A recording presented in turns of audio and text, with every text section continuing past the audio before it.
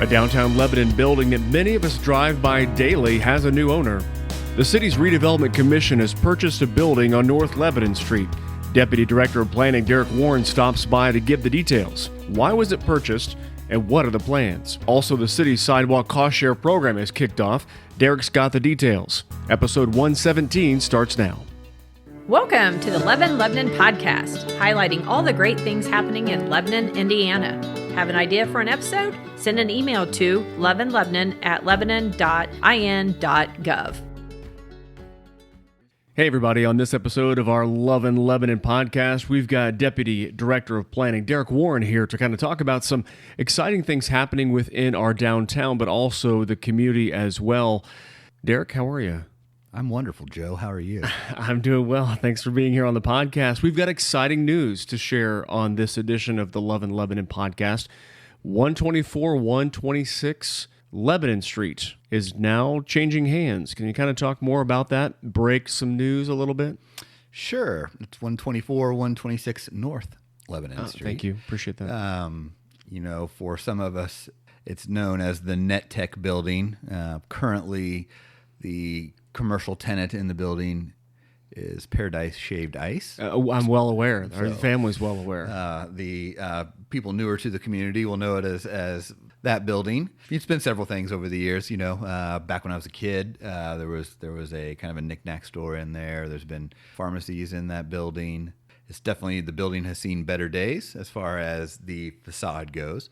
It's in pretty severe disrepair. And that may be the calling card of that building is the vinyl siding, the white vinyl siding, folks. If you're wondering, right there on Washington and Lebanon Street, it's tough to miss right across from Arnie's there. It is. It's one of the busier corners in our square. I think the only traffic-wise, only busier corner is the corner of 32 and 39, which roughly sees somewhere between 36,000 and 40,000 cars a day. The Paradise Shaved Ice building sees anywhere between 18 to 20,000 cars a day go by it. So a pretty visual corner for a lot of people, first impression in some cases. So, the Redevelopment Commission kicked around the idea of acquiring property on the square, property that for one reason or another has not been improved, to kind of complement the investment that they made in the infrastructure around the square. They've had a grant in place now for several years, six years, I believe, and a lot of property owners have taken advantage of that. And I think, people can see the transition that's happening, not only with the infrastructure improvements, but also with the buildings, the quality of tenants that are starting to occupy these buildings. And as I mentioned, for one reason or another, some of these buildings just have not been improved. So in order to get more aggressive and help those improvements happen, the RDC was willing to kind of kick the tires on a couple properties to see if current owners would be willing to sell, and if we could come to terms on a number. So they sent me down that road, and I reached out to a few property owners that I knew would at least come to the table.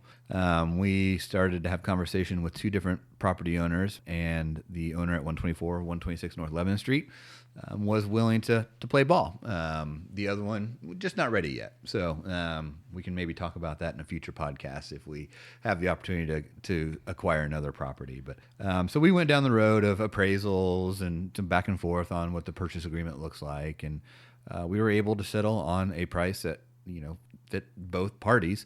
The appraisals matched that number, and we were able to close on the property. So we closed on that property April 14th.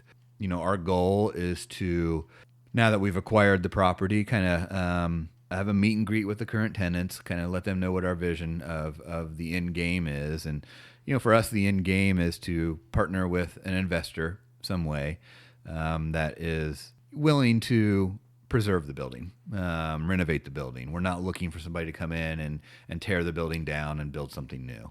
It's not at that point. It's not at the point of a Montgomery Ward building that unfortunately we did tear down and put a parking lot there in its place temporarily, hopefully. Temporary could be 20 years, but you never know. So that will be key. We want to partner with an investor who has a passion for preserving historic buildings, who has a track record of doing that as well. We will come to some agreements with what that incentive package looks like, acquisition, of the building looks like. And then we'll couple that with some facade grants that we have available. The RDC will offer their facade grant. That's currently adopted, and then the Boone Economic Development Corporation is working through some of the process to finalize their facade grant program as well. So it'll be kind of a three-pronged attack to get it to a point where we can hand it over to somebody else who is willing to invest in the property with our vision and let them do the work. And we hope to have that done hopefully by the end of the summer, early fall. And you talked about some of the motivation behind this, and we're talking with Derek Warren. He works in our planning office. He is the Deputy Director of Planning. You talked about the Montgomery Ward building. I think it said Hogshire on it at one time, and that kind of the motivation to kind of preserve some of the more historic buildings that may need some TLC just to ensure that they are being preserved. Did an example like the Montgomery Ward building kind of play a role in not wanting to lose any more of that great downtown fabric in the form of buildings that have been there for many, many years and sadly having to lose those because they were in a sad state? Yeah, it did. That was a big lesson for us. It was a big lesson on what we didn't want to see happen to these buildings. And unfortunately, the Montgomery Ward building, there's a lot going on there. The size of it made it difficult for reuse, the condition of it, how long it had been vacant.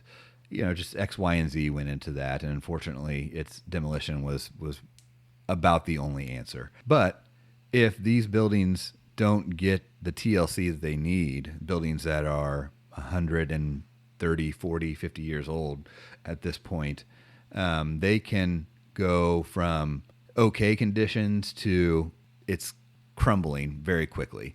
And we're at the point with some of these buildings, and that is, a big driver in pushing for this effort. Our historic district, our square, is very intact, and specifically the four sides around the courthouse. We've lost one building to a fire where the Pocket Park currently is. I believe it was a Greek's Pizzeria when it burned down. Some pizza, I remember that was, yeah. Yeah, so outside of that building, it's really pretty complete. The Huntington Bank building went through a big remodel back in the 60s, but the bones of the original structure are actually still there. So to lose a building where the Paradise Shaved Ice location is would be detrimental to our square. And, just the opportunity to be able to save the building, save the fabric of our historic square, it was highly important. I mean, the current administration has made no secret about it. It's very important to bring our downtown back to life, our Lebanon Square back to life, and having quality buildings, even historic at that point, but quality historic buildings for people to occupy, good tenants to occupy. Not that we have bad tenants, but, restaurants and some of the retail that we used to have. Back when I was growing up in the mid-'80s here, I saw the tail end of it, and it was fun as a kid to be able to ride your bike up to the soda bar, get your baseball cards, and really had a lot of life in there. And people older than I am, generations ahead of me, saw even better days. So we've, that went away. It became more of a professional square, but now the momentum is there to bring it back to a place where people can gather and eat, have fun, and spend time with the family, whatever the case is. And everybody, if you know anything about Derek, he is 100% behind historic architecture, and you kind of geek out about that type of thing, and you have a real affinity for your hometown here in Lebanon. But putting a quarter kind of in your jukebox here, why are these historic buildings so important? I mean, you could tear them down and clear them and build something that looks pretty historic and might be able to do it pretty cheaply. Why invest the extra capital to be able to preserve these buildings? I think history is important. I think preserving history is very important. I find it fascinating to study other parts of the world and learn about how historic some of those buildings are and how they're reused. And there's always value to being able to tell a story about a building. Even here sitting, talking to you, telling you about, These are the soda bar and getting your baseball cards. Exactly. I think that's important. I think that brings character. I think it brings a sense of community. The American way, by far, is to tear down, rebuild, tear down, rebuild.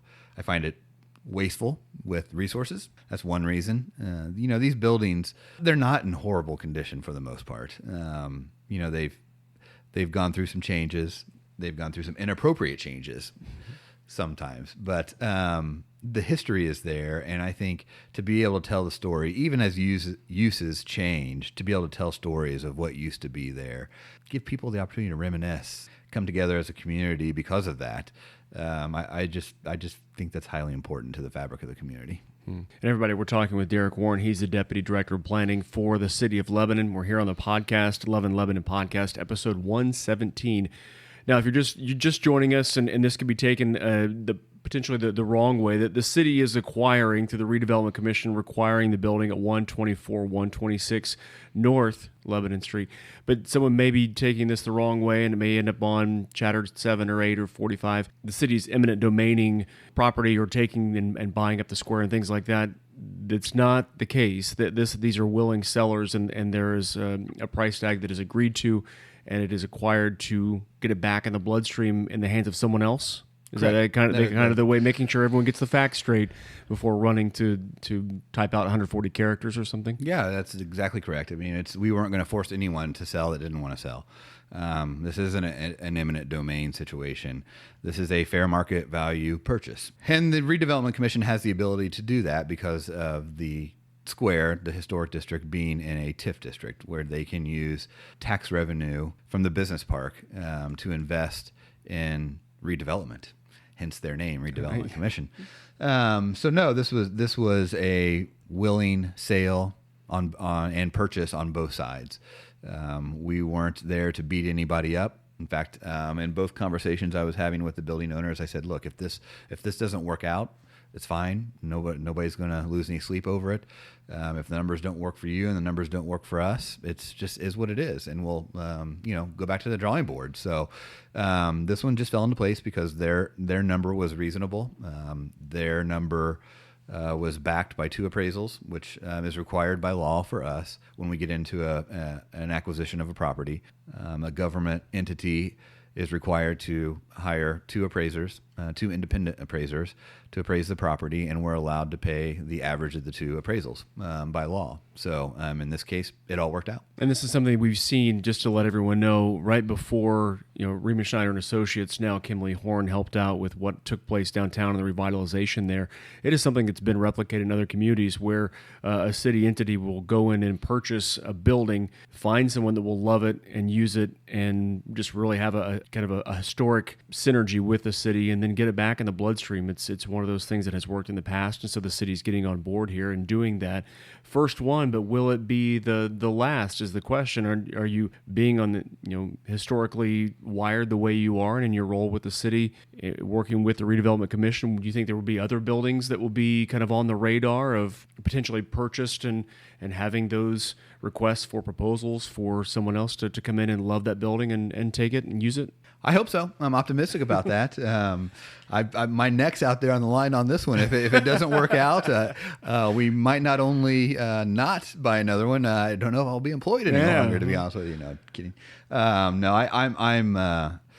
confident that we can make this work. If I wasn't confident in this process, I wouldn't have pushed for it as hard as I did. And it wasn't just me, but this is something that I've seen done in other communities. As you said, we're not reinventing the wheel here. This isn't the first time in history that something like this has been done. We're copying and pasting from other processes very similar. And again, if I didn't believe wholeheartedly that this was something that we could make work, we wouldn't have done it. So this will be the one that we have to prove ourselves on. And I think we will get that done. I think we'll get it done very quickly. It's hard to put a time frame on this kind of stuff. But as I mentioned earlier, I'd like to have everything transferred to whoever it is that's going to take this building and run with it by early fall. Complete renovation of a building this size and the nature of the building, if anybody paid attention to the Clues, Brews, and Jackson real estate office renovations, it takes some time. So getting the incentive package set up, getting the grants approved, getting the facade improvements themselves through all the boards and commissions will take a little bit of time. That will take 6 to 8 months, and then a renovation that we expect to see on this building could very easily take a year. So it's not something that will happen overnight, but it will be done right. Sometimes when you do things right, it just takes a little bit longer. Worth the wait, and in most cases, and the before and after pictures are going to be hopefully as awe-inspiring and as confidence-building as the ones we've seen at the Jackson building, hosting and housing Clues there. I believe so. And we're talking about collaboration here on episode 117. Kind of the part B of our conversation, Derek, would like to shift to with the city partnering with various folks within the community when it comes to sidewalks. Spring is a time of road construction, and we're starting to mow our yards and things like that. But also, the city's kicking off its Sidewalk Share program, and you do a great job of heading that up and facilitating that on the city's behalf. And that process is now open for 2023, ready to rock and roll and do that. And I think you've already seen some new sidewalks be added to our community as part of that program. We have. Let me go upstairs and get my other hat here so we can please, move into this discussion. It's made of concrete, that second hat, I think. The Sidewalk Cost Share program has been very successful over the years. We've had several, since I've been involved, we've had several different versions. If memory serves me right, I think it was in place once upon a time, and then it went away for a good while. It was not in existence when I started working for the city in 2007, but in 2015, if memory serves me correct, it came back, and at that point, it was we would pay for the concrete, and the homeowner paid for the labor. And we spent the money that was in that budget line for those first couple of years. But then we revamped it to be more of a 50-50 program, which its current state is that. We get an application from a homeowner who is looking to have their sidewalk replaced. And I take that application. We go out with our contractor who has a bid in place for the entire year, which we accept at the beginning of the year. We measure it, we send them back a quote, and if said homeowner wants to participate, they bring us a check for 50% of that quote. It locks them into the program, and weather permitting, schedule permitting, contractor goes around and replaces those sidewalks. In many cases, we're finding as we move through these over the years, a lot of times a tree will create the sidewalk issues where a tree root has grown underneath the sidewalk. Pops it up, makes a trip hazard. Many cases, it's a soft maple. Soft maples 60 years ago were a very popular tree to plant because they're fast-growing trees. But that type of tree, many types of trees, especially that one, they have tree roots that grow right on top of the ground. They don't grow down; they grow out. And those species of trees cause havoc on sidewalks. Mm-hmm. So if we get into a situation with a cost share applicant and there is a tree or trees that are causing the breakdown of the sidewalk, the city does remove those trees, and we remove those trees at our cost. Unfortunately, we will not allow someone to participate in the program that won't allow us to cut those trees that are in the right of way down, because it would be a waste of taxpayer dollars. Because the problem just stays there. The problem stays there. Yep. So the problem has to be eliminated. It's not in all cases, but it's in half of them probably. The other caveat we have out there with some of these cost share situations are over time, someone has turned a tree lawn, which a tree lawn is the space of typically grass between the sidewalk and the curb, if there is a curb, sidewalk and the street. And in some cases, some of the parts of town that don't have sidewalk, somewhere over time, somebody has turned that area into a gravel parking spot, which in turn creates sidewalk issues as well, because most times, not all the time, a vehicle is parked in that space, but pulling in or pulling out, they're driving over that sidewalk. And sidewalks aren't necessarily rated to be driven on. In fact, our city standards call for sidewalk that goes through a driveway approach to be 6 inches thick. 6 inches thick gives the concrete more strength. It allows vehicles to drive over those areas of concrete and not break them down. A typical sidewalk, historic sidewalk, is formed with a 2x4 and only 3.5 inches thick. So they're not rated necessarily for vehicles to be driving on them constantly, especially whether it's an Amazon delivery truck, a recycle truck, a trash truck, or whatever that accidentally gets on the sidewalk because that parking spot is there. Excuse me. It's live, so you're screwed, dude. So in those cases, we require that the homeowner allows us to turn those back into a grass tree lawn at our expense. And we've had very good success with that. Most people are like, great, that's what I wanted done anyway, just couldn't afford it. So to participate in that program, in that scenario, we scoop all the gravel out, put topsoil back in there, and plant grass seed. Wow. And I'm guessing you've seen it be a successful program over the years, and there's a certain amount of money, and once that Sidewalk share money is exhausted, then that's when the program comes to an end for the year. Is that kind of how that works? That's correct. In years past? It's a first come, first serve scenario. As I mentioned earlier, somebody who comes in and gives us their 50% of the quote, they're locked into the program. They're guaranteed that work will be done. We usually burn through that, honestly, pretty quick, relatively quick. It's by August we're out of money. Over the last 4 years, the city council has put $40,000 into that budget line, and that $40,000 essentially turns into $80,000 worth of sidewalk work. So it doubles our money because we're partnering with the property owners. So it's a really good deal for both parties. Right now with cost of material and labor, a typical 60-foot sidewalk by 5 feet wide is about $3,700 if you don't have any of the other components that I mentioned earlier involved with it. So $3,700 to $4,000, somewhere in that range, just depending on a few things. So divided by 2. Yep, exactly. So it's every year we spend all the money. Some years I get a little bit more nervous than others, but at the end of the day, it always works out. And we always have a list of people who get their application to me too late, and they get put back in the queue for the following year. And as we are towards the end of the month of April, is there still money left? And if people are listening to the podcast, how do they get involved in this program and learn more about it and get their name on the list and get 50% down and get rolling? Yep, the application is on the website. There's an application which we call a petition.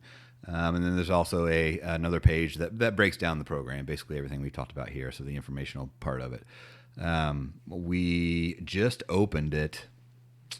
I just started accepting applications. It was right before spring break, the Lebanon spring break. So that started on March 27th. I went away on spring break, came back, and we had a handful. And I usually wait until we have a decent amount to go around with our contractor so that we're not wasting my time or his time by just going out one at a time. So we went out last week, and we had 14 stops to make in that first round. Already.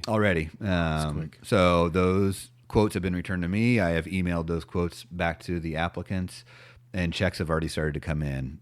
We don't have 14 checks yet, but I think we have 3 committed property owners at this point. And I anticipate some more will roll in off of that first batch of applications. And I've already got 4 other applications sitting, waiting on us to go back out. So as soon as we get about a half dozen or so, we'll go back out and do another round. So if someone's listening to this pod, it's time to get your stuff in and do it quickly if you want to be in this year or even get a jump on next. Yep, if it's something that someone is considering doing, it's the sooner the better. Gotcha. Derek, we appreciate your insight. Thanks for recapping the building purchase and also the Sidewalk Share program. That's some great insightful information as we get into the spring. My pleasure. Thanks for all you do, Joe. I know how much you enjoy doing this, and it just took once asking, and you were down here and once today. Yeah, once today. There we go. Thanks, everyone, for listening to this episode of our podcast. We certainly appreciate Derek and his information and passing that along with us and dedicating the time. You've been listening to episode 117 of the LovinLebanon podcast. More episodes are coming your way soon. Take care, everybody.